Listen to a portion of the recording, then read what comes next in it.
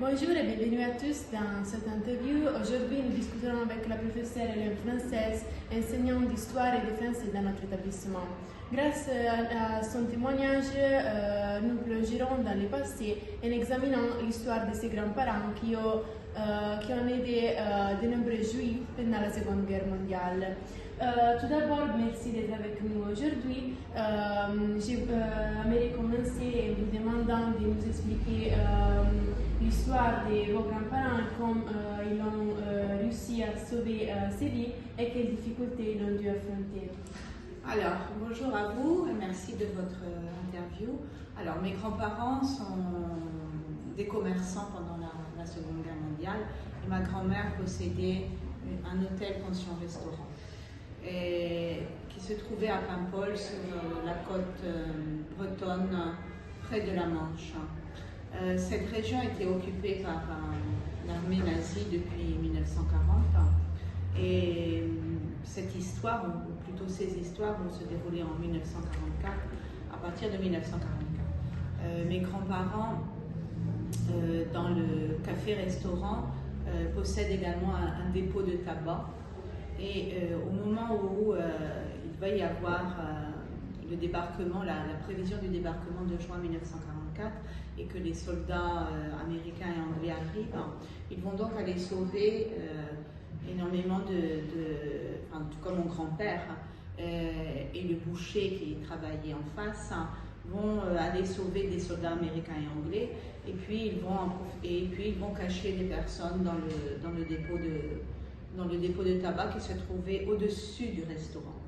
Donc en fait, pendant, on peut dire, 2 années du clou, 1944-1940, jusqu'à la fin de la guerre, il va y avoir des personnes qui seront cachées dans le grenier et que ensuite, au bout de quelques nuits, mon grand-père et cette personne feront partir pour une autre destination. La chose très dangereuse de cette histoire, c'est que en bas, il y avait le restaurant. Donc, tandis qu'il y avait des personnes cachées dans le haut, dans les greniers, il y avait également des soldats et des responsables et des commandants de l'armée allemande qui étaient en train de manger dans la salle du restaurant. Ce qui signifiait que prendre une initiative de ce type était vraiment très dangereuse. Alors mes grands-parents, ils l'ont fait plutôt, je pense, parce qu'ils ont toujours pensé que d'abord que la guerre était une chose horrible, mais surtout que l'occupation nazie était une chose horrible. Donc en fait, je crois que le but principal, c'était la paix, d'accord ? Et ils désiraient vraiment que le nazisme prenne fin.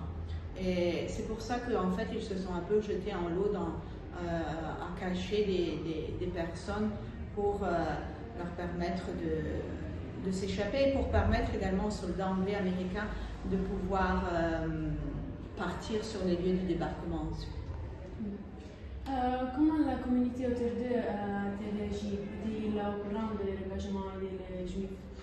Je ne crois pas que mon grand-père, en fait, la chose était très très limitée parce que c'était une chose très dangereuse.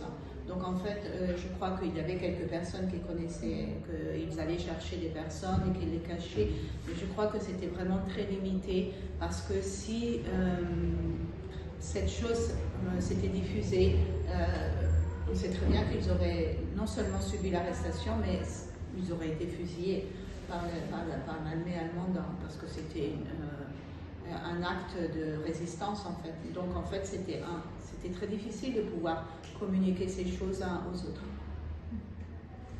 Selon vous, quelles sont les initiatives importantes aujourd'hui pour combattre l'indifférence et promouvoir la sensibilisation aux droits de l'homme? Alors aujourd'hui, je crois que le travail de mémoire est toujours un travail qu'il faut absolument continuer à défendre à l'intérieur des classes, des écoles, mais non seulement. Il faut vraiment faire ce travail de mémoire, c'est-à-dire aller repêcher des histoires et témoigner des histoires du passé qui nous témoignent que beaucoup de personnes, même qui sont restées dans l'anonymat, se sont battues pour la liberté, se sont battues pour les droits de l'homme, se sont battues pour l'horreur de ce qui s'est passé durant durant la Seconde Guerre mondiale. Donc nous savons très bien que oublier la Shoah, quand on sait aujourd'hui que les derniers témoins sont très âgés et d'ici quelques années, il n'y aura plus de témoins de la Shoah. Donc en fait, je crois que le travail doit être continué par les générations d'après et je crois que le travail doit être fait surtout par vous, par les jeunes qui doivent continuer à s'informer, à connaître et à transmettre. Pensez-vous que l'indifférence est un problème répandu aussi dans la société actuelle et comment pensez-vous que nous pouvons l'affronter à la lumière des leçons apprises de votre vie? Alors, je pense qu'aujourd'hui, à cause de l'utilisation continue souvent des téléphones portables, Internet et des réseaux sociaux, nous sommes quelquefois dans une situation en effet d'indifférence. Parce que nous ne sommes pas toujours en train d'observer, de regarder ce qui se passe autour de nous. Il faudrait au contraire, je crois, commencer à comprendre qu'il faut également vivre dans le monde, dans notre réalité et se rendre compte que notre regard sur les autres est fondamental. C'est pas seulement d'avoir la conscience de ce qui se passe dans le monde qui aujourd'hui est toujours dans un état très, on va dire, de confusion, de guerre et de chaos, mais surtout d'avoir un regard sur l'autre, l'autre qui est notre proche, qui est le proche que nous avons dans la rue, parce que je crois que si il n'y avait pas eu tout, et en effet vous savez bien que Liliana Segre le dit, puisque elle a mis l'inscription l'indifférence dans la gare de Milan, du train sur le quai où partaient les trains, elle a fait inscrire l'indifference, c'est-à-dire que ça a été l'indifférence qui a été à la base de l'arrestation des Juifs d'Europe et de la déportation des Juifs d'Europe. Merci et juste. Merci à vous.